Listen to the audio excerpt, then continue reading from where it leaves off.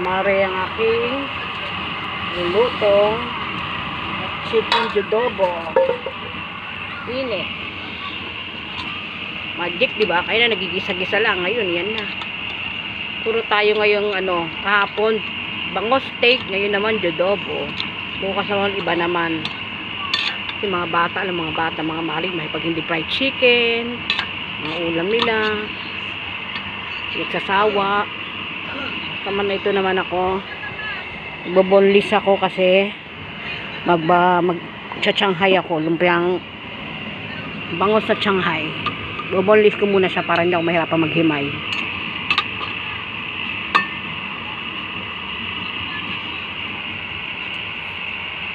Kain po tayo, mga mare.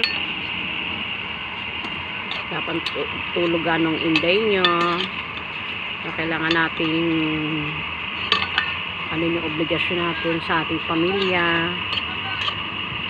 Luto ng ulam. Kain po. At magboboneless ng bangus para tomorrow, Shanghai naman.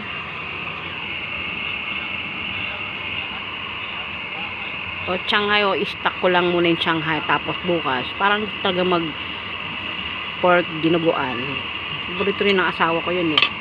So bye bye.